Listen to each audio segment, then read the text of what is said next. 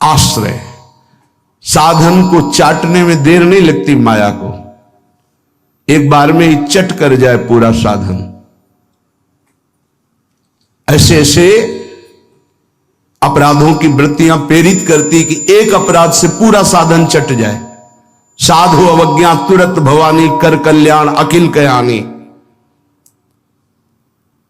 परम चतुर नटनागर आश्रयदाता अंदर से युक्ति प्रदान करते हैं, बच, इस युक्ति से बच।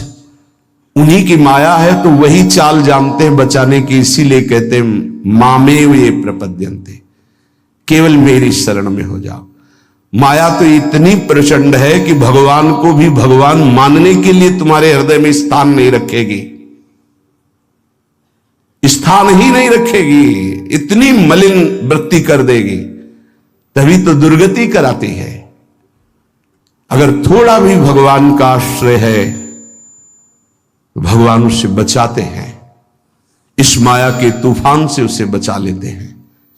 हृदय में पुनः वृत्ति जांच कीजिए इस बात की कि अपने आराध्य देव की जगह कोई वस्तु, व्यक्ति, स्थान तो नहीं ले रहा है, क्योंकि इसी आश्रय से आपको भगवत प्राप्ति होगी। हम प्रार्थना करते हैं, इस बात को देख लीजिए। सब साधन एक तरफ, आश्रय एक तरफ। भगवान आश्रय को देखते हैं, वो हृदय से होता है। अगर बाहरी चूक हो रही तो मेरे प्रभु बड़े कृपा निधान हैं। ध्यान दीजिए, राहत ना प्रभु चित चूक किए की, करत सुरत सरबार हिए की। हृदय से इसने मेरा आश्रय लिया, बस। प्रभु का चित्त इस बात से पक्ष में आ जाता है उस उपासक के कि इसने मेरा आश्रय लिया है। राहत न चित्त प्रभु चूक किए की, चूक हो गई, गलती हो गई, प्रभु बिल्कुल क्षमा कर देते हैं उसको, क्योंकि आश्रित है, मेरी दुरंत माया है, जानते हैं, क्षमा कर देते हैं। यदि साधन बल है तो हिसाब आपको देना पड़ेगा। आश्रित हो तो आश्रयदाता संभाल लेंगे। बड़ा सूक्ष्म विषय आश्रय का है, भागवत में इसका वर्णन है। भक्ति का तो ये मूल है, भगवत प्राप्ति का ये सिद्ध स्थान है आश्रय, हृदय में। अवगुण करे समुद्र सम, गणत ना अपनो जान, ना गणत। अगर बड़े अपराध भी बन जाए तो मेरी स्वामिनी जी गणना ही नहीं करती, मानती ही नहीं। क्यों? मेरी चूक है, ये तो मेरे आश्रित है, आश्रित की चूक मेरी चूक। ऐसा हमारे आराध्य देव का स्वभाव है। मेरे शरणागत की चूक मेरी चूक।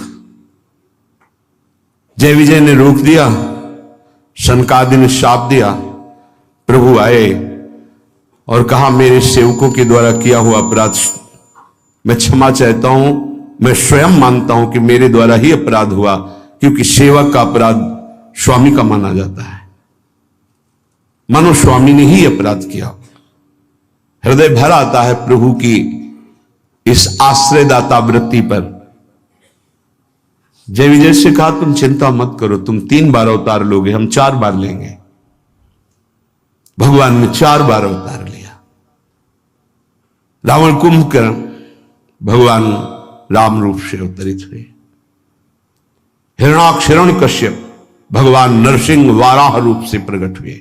वाराह रूप से हिरणाक्ष को परम धाम, नरसिंह रूप से हिरण्यकश्यप को शिशुपाल दंतवत श्री कृष्णचंद्र जी के रूप में 4 अवतार लिए। तुम चिंता मत कर। भगवद आश्रय गुरु कृपा का फल है। गुरुदेव कृपाल हुई, भगवद आश्रय दृढ़ हो गया। आश्रित मगन रहता है, अगला कदम कहां पड़ेगा उसको चिंता नहीं है, क्योंकि मेरे जीवन की डोर मेरे आश्रयदाता के हाथ में है। वो जिधर लगाम से खींचेंगे, उधर ही इंद्रिय और बुद्धि ये सब उधर ही लग जाएंगे। नाथ आप देख लो, मैं आपकी शरण में हूं। बड़े बड़े महाभागवतों ने इसी आश्रय के बल पर मायावी नाना प्रकार के काम क्रोधात पर विजय प्राप्त की। ये बड़े मायावी, समझ में ही नहीं आता। अगर शत्रु शत्रु के रूप में आए तो समझ में आवे, लेकिन शत्रु परम मित्र के रूप में आ जाए तो समझना बड़ा मुश्किल होता है। शत्रु यदि रिश्ते नाते के रूप में आ जाए बड़ा कठिन होता है। तो मन बुद्धि का संबंध बहुत समय से देहाभिमान में है। देहाभिमान में ही ये सब छुपे हुए विकार बैठे हैं, पता नहीं चलता। ऐसा लगता है हम निर्विकार हो गए, पर विकार छुपे हुए सूक्ष्म रूप से रहते हैं, अवसर आने पर प्रबल हो जाते हैं। इसलिए उपासक आश्रय, देवर्षि नारद को प्रचंड माया का भगवान से प्रेरित होकर आक्रमण करना, मोहित हो जाना, बिल्कुल तन्मय हो जाना। पूरा प्रसंग में ध्यान से सूक्ष्मता से देखिए। वो कह रहे इस समय कोई साधन भजन नहीं होगा, बस मुझे ब्याह करना है। लेकिन उस समय भी आश्रयदाता की स्मृति नहीं गई। ये आश्रय जोर का होता है। विचार किया कि मेरा हितैषी कौन, बोले हरि। ये महाभागवत की स्थिति को बार बार प्रणाम है कि ऐसी प्रचंड माया के बीच में भी आश्रय नहीं भूले और एकांत होकर पुकारा, प्रभु पधारिए, हरिए सामने। कहा नाथ हृदय से प्रार्थना करता हूं, जी ही विधि होए नाथ हित मोरा, करो सुबेगी दास में तोरा। बलिहारी है, ऐसी प्रचंड मलिन माया के आक्रमण में भी अपने स्वामी को नहीं भूले। आश्रय हृदय में बहुत जोर का। तो स्वामी ने कहा जे विधि हुई है परम हित। तुम हित की बात कहते हो? नारद, मैं अपने भक्त को कभी पतन के मार्ग में नहीं जाने देता।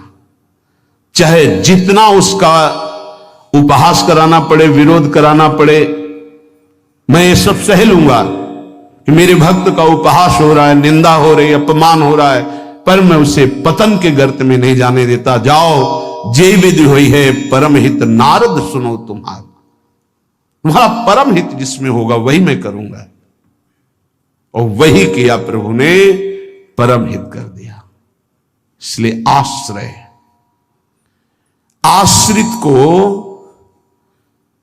किसी भी तरह से कोई भी परास्त नहीं कर सकता। खास बातें हैं।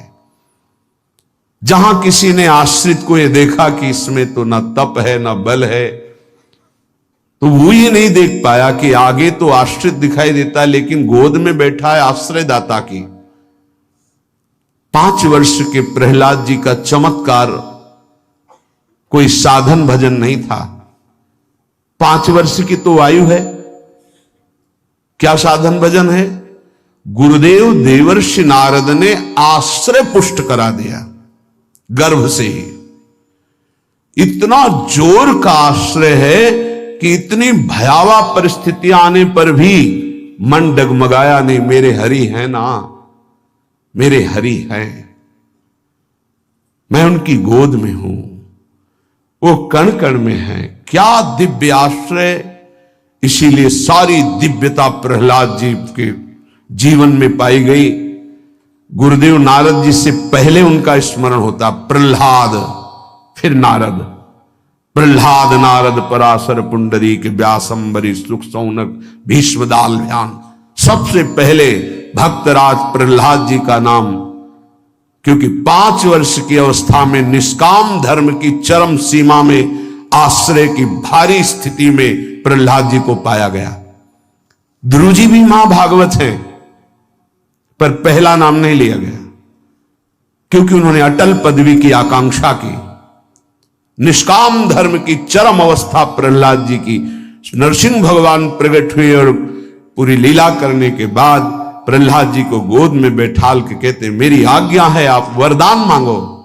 हां प्रभु, आपकी आज्ञा का पालन करने के लिए वरदान मांगता हूं कि मेरे हृदय में कुछ मांग ही न रह जाए। ये क्या वरदान? मेरे हृदय में कुछ मांग ही न, आपको पाने के बाद अब क्या मांगू, क्या पाऊं? आश्रय, दृढ़ आश्रय। ये देहाभिमानी की समझ में नहीं आएगा।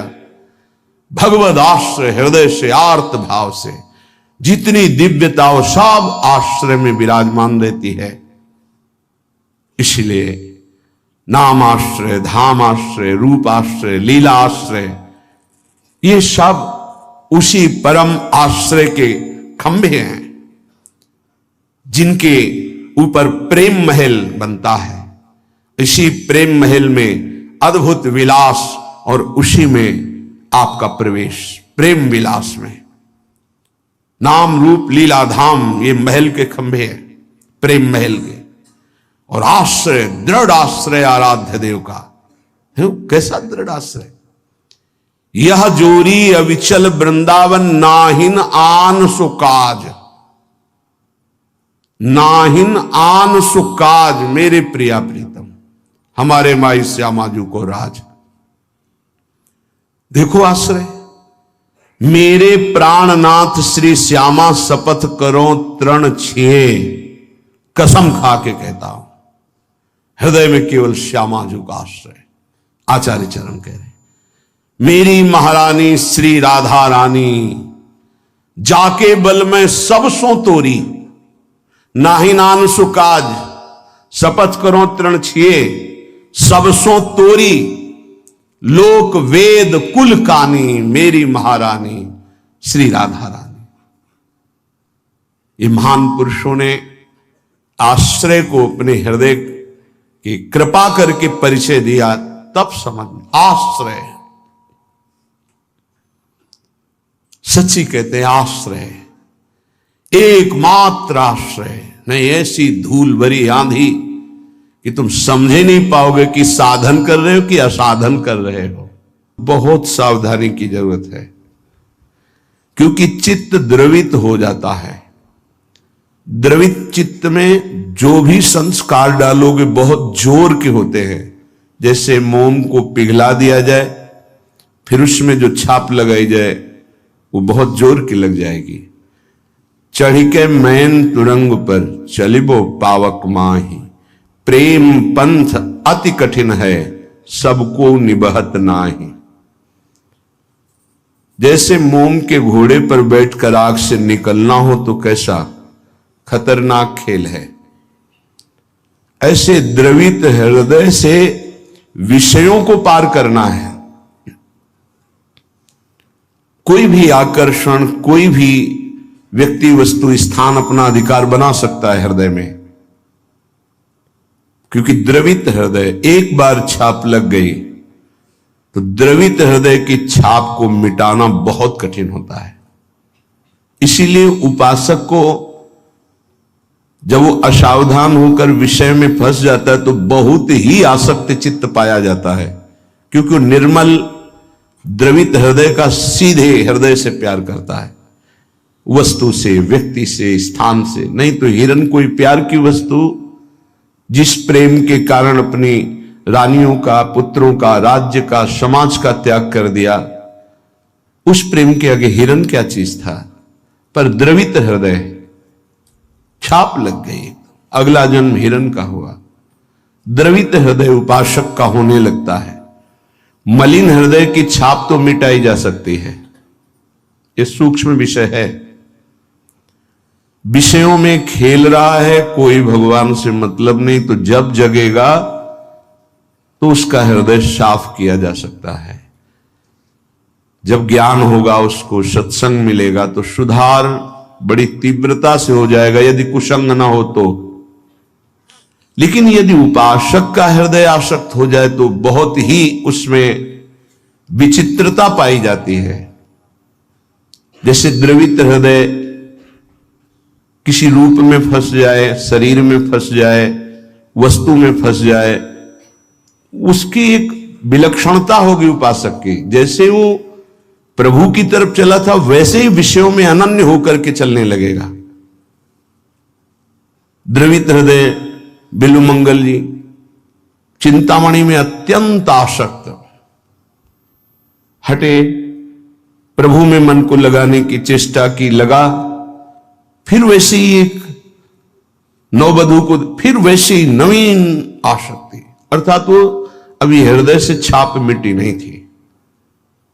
इसीलिए उन महापुरुष ने अपनी दोनों आंखों को ही विदा कर दिया, मेरे नाथ से तू फिर मुझे विमुख किया, अब संसार को देखूंगा ही नहीं। दोनों आंखें फोड़ ली। द्रवित हृदय अत्यंत आसक्ति, ये विषयी पुरुष नहीं कर सकते ऐसी आसक्ति, वो विषय में भी ऐसी आसक्ति नहीं कर सकते जैसी उपासक आसक्ति करेगा। इसलिए बहुत सावधान, उपासना के मार्ग में अपने आराध्य देव की जगह किसी को नहीं देनी चाहिए। उनकी जगह कोई है ही नहीं, समान ही नहीं, तो बढ़कर क्या है। पर सही मानिए हम अपने आराध्य देव से बढ़कर किसी को स्थान दे देते हैं, वो चाहे कोई शरीर हो, वस्तु हो, स्थान हो, कुछ भी हो। इसका परिचय यही कि अपने आराध्य देव के स्मरण का महत्व नहीं रहा, स्मरण छूट रहा है, स्मरण छूट गया और तुम राजी हो, तद स्मरणेन परम व्याकुलतेत, इसका मतलब तुमने अपने आराध्य देव से बढ़कर कुछ मान लिया। बड़ी मलिन बुद्धि है, बड़ा मलिन मन है। इष्ट कृपा, गुरुदेव कृपा अवसर आता है मुक्त होने का। इंद्रियों को संयम में कर कर प्रेम समुद्र में डूबने का, पर धिक्कार है ऐसे मन को, ऐसी बुद्धि को जो पुनः मलिन भोगों में फंसा देती है, मलिन संसार के राग में फंसा देती है। विचार करो, कोई भी उपासक जब ग्रह त्याग करता है वास्तविक भगवत लक्ष्य करके, तो कितनी सामर्थ्य उसके हृदय में भगवान देते हैं कि माता के चरणों का राग, पिता के दुलार का राग, परिवार के राग को स्वाहा करके, शरीर के राग को पता नहीं भोजन मिलेगा कि नहीं, व्यवस्था होगी कि नहीं, कोई पीटेगा, अपमान करेगा तो सह लेंगे, हर कष्ट सह लेंगे, पर प्रभु को प्राप्त करेंगे। हृदय का लक्ष्य ये होता है हर उपासक के, जो ग्रह त्यागी होता है, जो वैराग्यवान होता है, जो भगवत मार्ग का निश्चय करने वाला होता है, इतना सुंदर दृढ़ संकल्प करने वाला, फिर किस वस्तु व्यक्ति स्थान का महत्व रखता है? किसी का नहीं। तो फिर क्यों आसक्त हो जाता है? बड़ी लंबी लंबी यात्रा करके भगवत मार्ग की, फिर किसी क्षुद्र विषय में विश्राम मानने लगता है, मनोरंजन करने लगता है। जहां दिन प्रतिदिन वैराग्य बढ़कर के उपरति की स्थिति में आना चाहिए, वहां वैराग्य घटकर राग की स्थिति में आ गया। किसी वस्तु, व्यक्ति, स्थान की प्रियता ने अधिकार कर लिया हृदय में, ये भारी विडंबना, माया का प्रबल आकर्षण। बड़े कृपा पात्र हैं, उनके चरणों की वंदना करता हूं जो उपासक अपने आराध्य देव की जगह किसी को नहीं देते, अपने आराध्य देव के समान किसी को नहीं समझते, अपने आराध्य देव के लिए सर्वस्व त्रिभुवन के पद भोगों का त्याग कर देते हैं। सतरति सतरति सा लोकाम तारयति, वो तर जाते हैं, वो लोगों को तार देते हैं। ऐसे महापुरुष बिरले होते हैं। भगवत कृपा से जो मार्ग मिला है वही मार्ग है। मम भक्ति युक्तो भुवनम पुनातु, मेरी भक्ति से युक्त हृदय वाला संपूर्ण लोकों को पावन करने की सामर्थ्य रखता है। चूक अपने लोगों से अब ये नहीं होनी चाहिए कि आराध्य देव की जगह किसी को दे दे। इसे बैठा लीजिए हृदय में। हृदय इतना ताला लगा के रखिए सुरक्षित कि हृदय में आराध्य देव की जगह कोई ले ना पावे। विश्वास कीजिए, बहुत प्रचंड भगवान की माया है, उन्हीं की है, इसलिए वो इतनी समर्थ है कि उनके स्थान में किसी को भी बैठा सकती है। बहुत से नीच नीच वृत्ति को, बहुत से नीच नीच वृत्ति को, विश्वास कीजिए इस बात पर। अगर भगवान का आश्रय है तो साधु समागम मिलेगा और आपकी चूक का तत्काल सुधार होगा, तत्काल सुधार होगा। पर यदि अहंकार युक्त साधन रहा है तो लंबे समय तक तुम्हें झलना पड़ेगा। जब तक अहंकार गलित होकर आर्त भाव से पुकारोगे नहीं कि नाथ मुझे बचा लो, तब तक ये माया पछाड़ती रहेगी। ये हम पढ़ी लिखी बात नहीं कह रहे, ये संतों के हृदय की बात कह रहे हैं, ये साधकों के हृदय की बात कह रहे हैं, जो हृदय में चिंतन हुआ उसकी बात कर रहे हैं। अगर हृदय को तन्मय किया जाए तो पूरे विश्व ब्रह्मांड में जितने हृदय, सब हृदय की बात हृदय में आ जाएगी। जैसे ध्रुव जी ने अपनी प्राणवायु बंद की तदात्म भाव से, तो संपूर्ण विश्व की चराचर जीवों की वायु अवरुद्ध हो गई, क्योंकि परमात्मा हृदय में विराजमान है, जो उसको जागृत कर लेता है तदात्म भाव से, जो पूरे विश्व को अनुभव करा सकता है। इसलिए मम भक्ति युक्तो भुवनम पुनातु। उपासक आश्रय से भगवत प्राप्ति होती है। इतना दृढ़ आश्रय, अन्य अवलंबन न हो, अन्य आश्रय न हो। जब तक शरीर का आश्रय रहता है तो देहाभिमान स्फुरित होता है, देहाभिमानी सोचता है कि अगर हम भगवान का आश्रय लिए तो हमारा साधन छूट जाएगा, क्योंकि साधन से देहाभिमान की पुष्टता होती है। मैं करता हूं, अहंकार विमूढ़ात्मा करता हमिति मन्यते। और जब हम आश्रय पर चित्तवृत्ति देते हैं, निरंतर उनका चिंतन, निरंतर सेवन, निरंतर गायन, निरंतर आश्रय, तो अभिमान गलित होता है। यह आंतरिक युक्ति है। अभिमान न रहे तो किसी विकार की ताकत नहीं कि हृदय में प्रवेश कर जाए। भ्रम तभी माया पैदा करती है जब अभिमान होता है। गरुण महाज्ञानी गुण राशि, महान ज्ञानी भगवान के वाहन, जिनके पंखों से सामवेद की ध्वनि निरंतर होती रहती है, उनको भ्रम हो जाना बड़े आश्चर्य की बात है। भगवान के नित्य सेवक, नित्य दास जब हरि विराजमान होते हैं तो उनके पंखों से सामवेद की स्तुति होती रहती है। परम पवित्र, उनके हृदय में भ्रम हो जाना, ये श्री भगवान है, जिनको एक निशाचर नागपाश में बांध देता और मैं मुक्त करता हूं, उस समस्त जगत को मुक्त करने वाले प्रभु है। नहीं, कैसे प्रभु हो सकते हैं? इनकी तो दशा में देख रहा हूं, नागपाश में कैसे पीड़ित हो रहे हैं। भ्रम हो गया। क्यों भ्रम हुआ? परम ज्ञानी भगवान शंकर उमा जी से कहते हैं, कीन होश कबहू अभिमाना, सुख होवन चाह कृपा निधाना। मैंने भगवान की कृपा से जान लिया कि गरुण जैसे महापुरुष को जो भ्रम हो गया, व्याकुलता हो रही है, इनका चिंतन बदल गया। इसका मतलब इन्होंने कहीं अभिमान किया, उसी को खोना चाहते हैं प्रभु, इसीलिए इनको भ्रम हो गया। नहीं तो ये तो महान परम बंदनी भगवान के पार्षद है, इनको भ्रम कैसे हो सकता है? सोचो, इतनी ऊंचाई तक माया अपना दांव चाल चल सकती, तो हम आप क्या चीज हैं? दैन्य, दैन्य होकर के, भगवद आश्रित होकर के फिर जो नाम जप करना, वाणी गायन करना, परिक्रमा लगाना और जो साधन है, ये कृपा से देखा जाता है।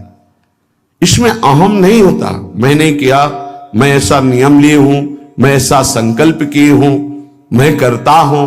नहीं, मेरे स्वामी, मेरे आराध्य देव मुझसे नाम जपवा रहे, परिक्रमा लगवा रहे, धाम वास करवा रहे, किंचन मात्र अहम नहीं। जब अपने में गुणों का चिंतन हो और दूसरों में कमी का चिंतन हो तो जान लेना चाहिए पतन का अवसर आ गया है। अब आपको ठोकर लगेगी,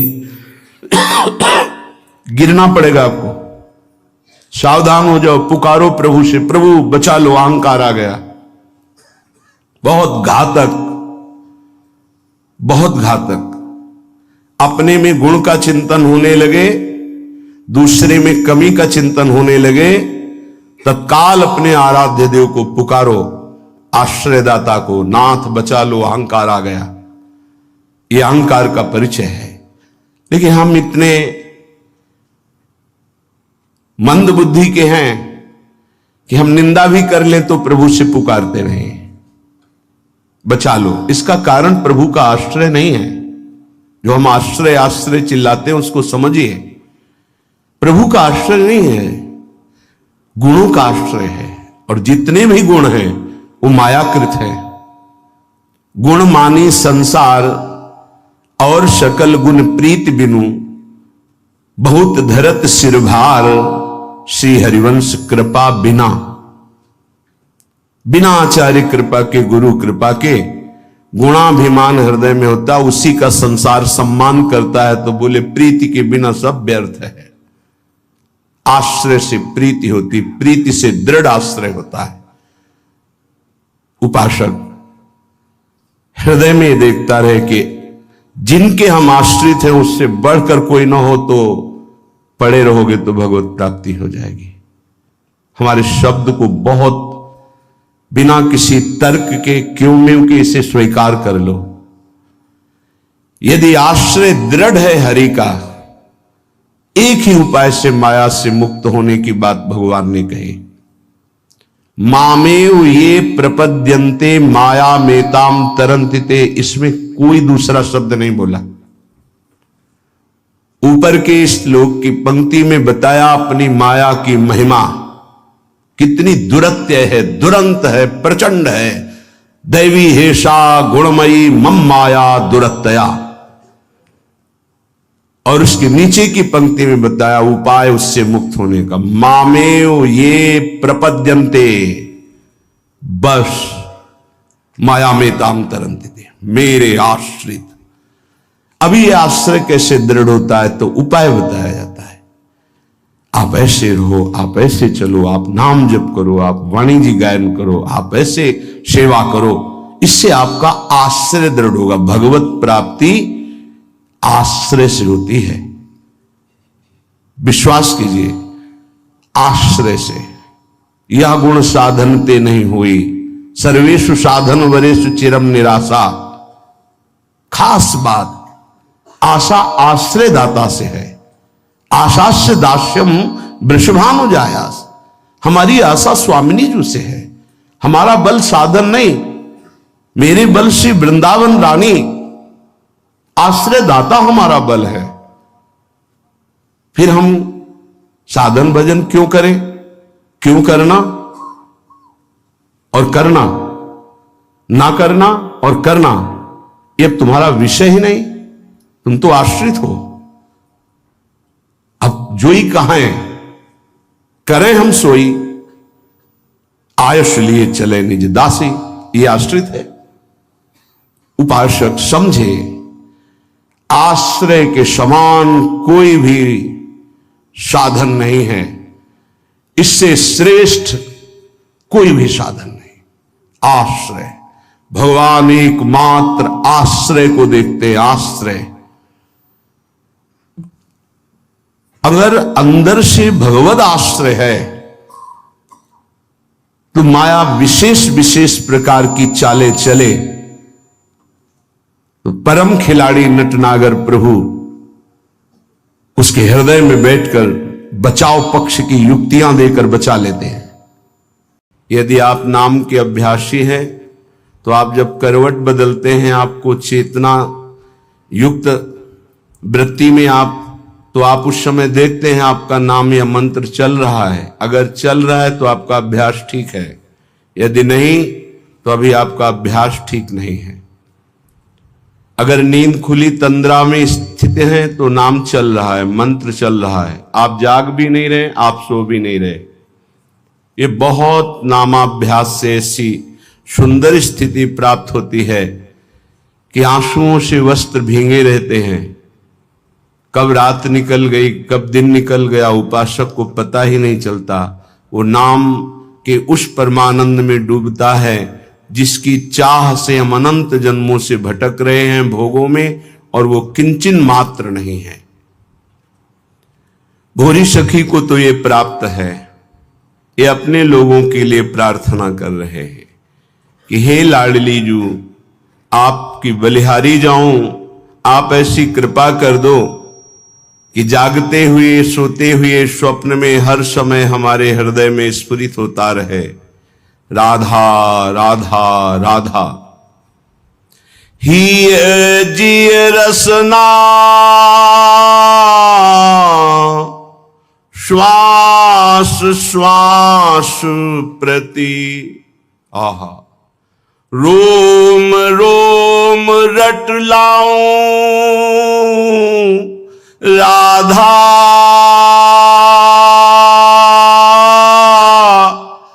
राधा राधा राधा।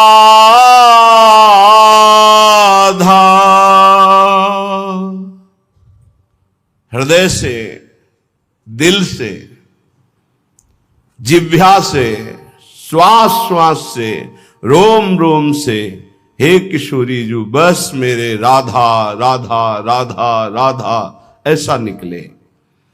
हिय जिय रसना श्वास श्वास प्रति, रोम रोम रट लाऊं जौलों श्वास। ये तभी अभ्यास में आएगा जो एक पद में भोरी सखी जी ने कहा है, श्वास ही नाम नाम ही श्वासा, नाम श्वास को भेद मिटावे, तब रोम रोम और रग रग बोले। जब एक भी श्वास आपकी खाली नहीं जाएगी नाम और मंत्र से, तब आपकी मंत्राकार वृत्ति होती, नामाकार वृत्ति होती है। तब वो जागृत स्वप्न सुषुप्ति स्फुरत में राधा पदाब्ज छटा, वो स्थिति तब आती है। ये बातों से नहीं आती, ये प्रवचन से नहीं आती, ये प्रवचन सुनने से भी नहीं आती, ये अभ्यास से आती है। सुना, मनन किया और सार बात पकड़ के चल दिया तो स्थिति आ जाएगी। कैसी प्रियता है राधा नाम में। कह रहे हैं जो लो नाम श्वास तब ही लो, एक में एक हुए जाऊं। अगर राधा नाम चल नहीं रहा तो मृत्यु हो जानी चाहिए हमारी। जब तक नाम तब तक श्वास, जब तक श्वास तब तक नाम, नाम नहीं तो श्वास नहीं। बलिहारी है ऐसे महापुरुषों की जिन्होंने नाम के प्रति ऐसी प्रीति की, नाम नहीं तो मृत्यु स्वीकार है। बोलो, कसौटी में कस के देखो कैसे भजनानंदी हो। भजन के सिद्धांत को कसौटी में कसो, अपने मन को देखो। जहां एकादश स्कंद श्रीमद् भागवत में लिखा हुआ है कि त्रिभुवन की राज्य लक्ष्मी देने पर भी आधे पल के लिए जो अपने इष्ट का चिंतन नहीं छोड़ता वो महाभागवत है। विचार करके देखो हम क्या है। जो लो नाम श्वास तब लो ही, एक में एक हुए जाऊं, नाम में हो गए। सच्ची मानिए, सच्ची। उपासक जब तन्मयता पूर्वक नाम का आश्रय लेता है तो नाम उपासक को पकड़ लेता है। ये जो नींद में नाम चलता है, स्वप्न में नाम चलता है, उपासक नहीं जपता है, ये नाम पकड़ लेता है उपासक को। ये अंदर की बात है। चाहे वो शौच में हो या अशौच में, दोनों में नाम कभी नहीं रुकता। अपवित्र पवित्रो वा सर्वावस्थांगतो पिवा यह स्मरेत पुंडरीकाक्षम सवायाभ्यंतर शुचि। वायाभ्यंतर से परम पवित्र रहता है जिसकी स्मृति में हर समय नाम चलता है। जिह्वा में, कंठ में, हृदय में, स्मृति में। क्या अद्भुत स्थिति नाम जापक की। कल एक महापुरुष के दर्शन हुए, महाराष्ट्र के। रोम रोम से उनके निकल रहा था विट्ठल विट्ठल विट्ठल। ये अपनी अनुभूति कह रहा हूं। प्रश्न का उत्तर इधर दे रहे थे लेकिन आकर्षण हो रहा था, कोई है महाभागवत यहां। तो एकदम दृष्टि दौड़ी, देखा। उनका प्रश्न का उत्तर बाद में, पहले संभाषण करेंगे। हमारा सौभाग्य उदय हुआ। ऐसा लग रहा था साक्षात तुकाराम जी पधारे हैं। सच्ची कह रहे। कभी कभी लाडली जी की ऐसी विशेष महती कृपा होती कि ऐसे छुपे हुए महापुरुष कृपा करके दर्शन देते, जो उपाधि रहित हैं। उपाधि रहित होकर भगवान के वैभव की पूजा हो रही है तो बहुतायत है। लेकिन उपाधि शून्य दैन्य महापुरुष, इनका साक्षात्कार केवल प्रियालाल की विशिष्ट कृपा से होता है। जैसे राजसू यज्ञ में सब उपाधि वाले महात्मा थे, बड़े बड़े ब्रह्म ऋषि महापुरुष, लेकिन उपाधि रहित वाल्मीकि जी की आराधना करा के भगवान ने राजसू यज्ञ की पूर्णता की। ऐसे महाभागवत सच्ची मानिए, उनके रोम रोम से विट्ठल विट्ठल निकल रहा था। वो श्रवणेंद्रिय आपके पास नहीं, वो नेत्रेंद्रिय नहीं जिससे सुन सके। रोमांच हो रहा था।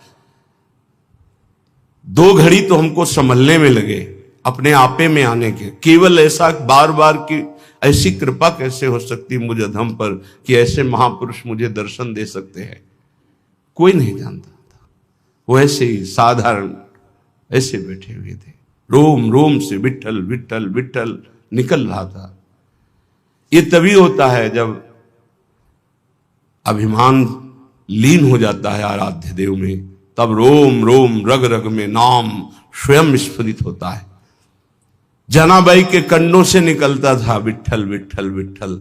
तुकाराम जी जहां चरण रख देते थे वो भूमि बोलती थी विट्ठल विट्ठल। ये रोम रोम से राधा राधा निकलने लगी। कोई आश्चर्य की बात नहीं है। जिस भूमि को छू दिया वो भूमि बोलती है। श्री स्वामी शरण जी महाराज हित धाम में थे। उनके मस्तक में ऐसे जैसे तिलक लगाया जाता है बराबर, बहुत समय तक, फिर हटा दिया जाए तो तिलक का चिन्ह बन जाता है। ऐसे मस्तक में राधा नाम तेजो में उभर आया था। इतना राधा नाम कि मस्तक पे ऐसे राधा ऐसे लिखा दिखाई देता था। जो लो नाम श्वास तब ही लो, एक में एक हुए जाऊं। अहो लड़ती इतनी मुंह पे, कृपा करो बलि जाऊं। नाम रूप में बड़ी ऊंची स्थिति, रूप नाम में यहां पहुंचना गुरु कृपा से ही है। नाम रूप में, रूप नाम में विविमय हुए दुलराऊं। पियत छकी मतवारी प्यासी। क्या शब्द है। पियत छकी मतवारी प्यासी, प्यास पियत न अघाऊं, जागत सोवत रटो निरंतर, राधा राधा नाऊं। नाम रूप में जब निरंतर अभ्यास नाम का होता है तो रूप छा जाता है, चमत्कार प्रकट हो जाता है, ध्यान धरना नहीं पड़ता। वही ललित त्रिभंगी लालजू महाराज के अधरों में बंशी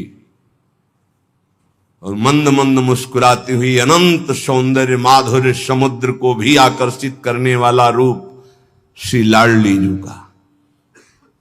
लालजू अपने अधरों में बंशी रखकर राधा राधा गायन कर रहे हैं। प्यारी जू निर्तन भ्रकुटी बदन अंबुज मृदु, सरस हासु मधु बोलन, अत्यासक्त लाल अलिलम पट बस कीन्हे बिनु मोलन।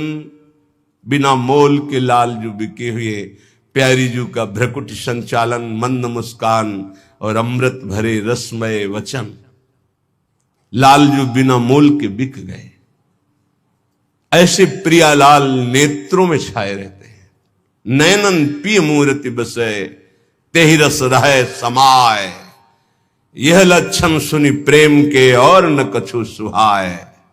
और न कछु सुहाय फिरे अपने रस मातो, कुटुंब देह ते जाए छूट सभी विधि नातो।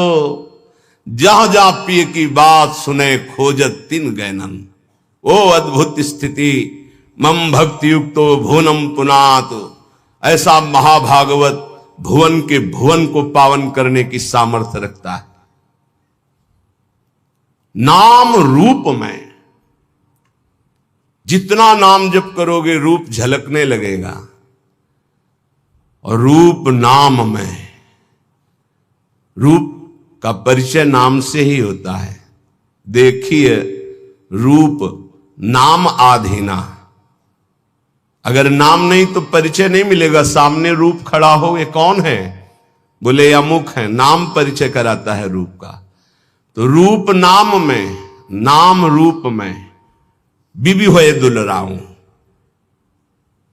रूप में डूबा हुआ नाम जप कर रहा है, कभी नाम में एकाग्र बुद्धि करके रूप में डूबा हुआ है। नाम रूप, नाम रूप में, रूप नाम में, बीबी में हुए दुलराऊं। पियत छकी मतवारी प्यासी, कैसे कोई समझ पाएगा। पान करके प्रेमामृत का छका हुआ उपासक मस्त है, लेकिन प्यास बढ़ती चली जा रही है राधा नाम की, राधा रूप की, राधा चरणारविंद की सेवा की। और प्यास पियत ना घाऊं, निरंतर पान कर रहे फिर भी तृप्ति नहीं। अरबरात मिलवे को निस दिन मिले ही रहत, मनो कबहु मिले ना। जानी परे नहीं सांझ सवेरो, लाडली मेरी स्वामिनी। जानी परे नहीं सांझ सवेरो, ऐसो जन्म गवाऊं। श्रीहित बेगी ढरो भोरी पे, हुलसी हुलसी जस गाऊं। हुलसी हुलसी जस गाऊं, श्री राधा राधा नाऊं। अहो लड़ेती इतनी मुंह पे, कृपा करो बलि जाऊं। हे प्रियाजू, ऐसे राधा नाम में डूब जाऊं कि सुबह हुई कि शाम हुई इसका पता ना चले।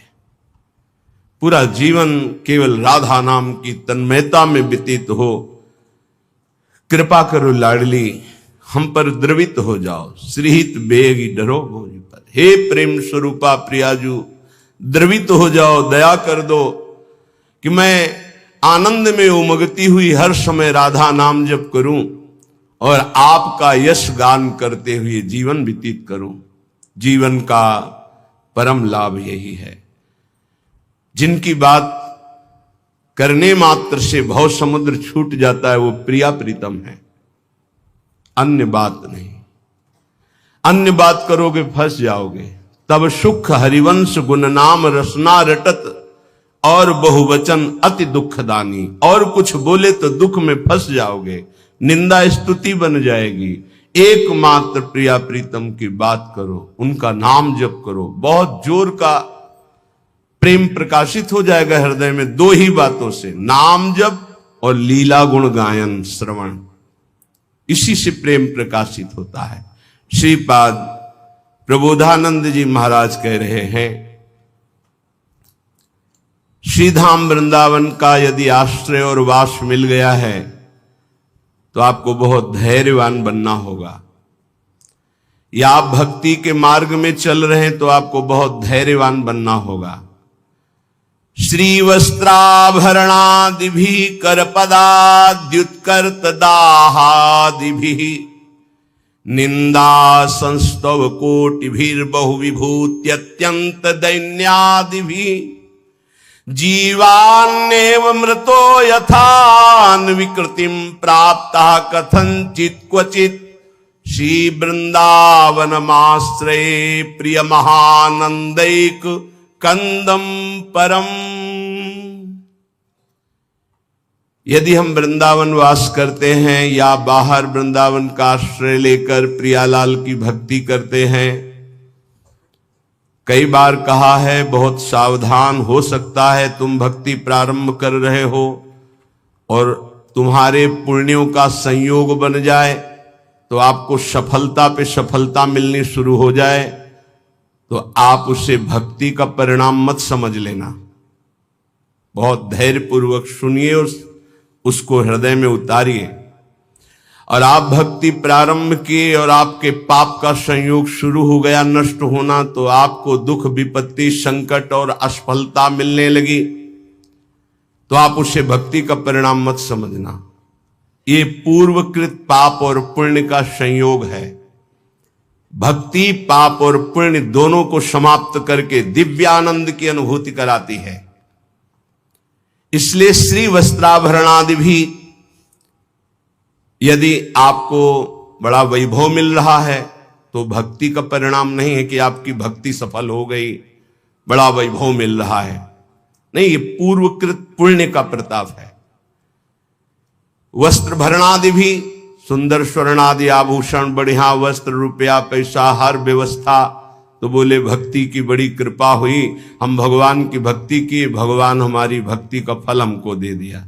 भूल मत कर लेना, ये भक्ति का फल नहीं है, ये पुण्य का फल है पूर्व जन्म के।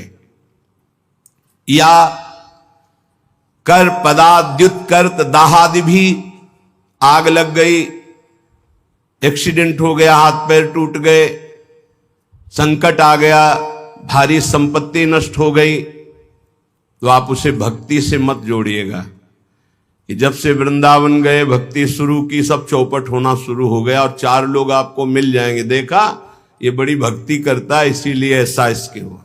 उसको भक्ति से मत जोड़िएगा। जैसे पहला सुख संविधान तुम्हारे पुण्य से आया था, ऐसे दुख, नाना प्रकार की विपत्तियां, संकट, ये पूर्वकृत पाप से आता है। जैसे उदाहरण में पूज्य राधा बाबा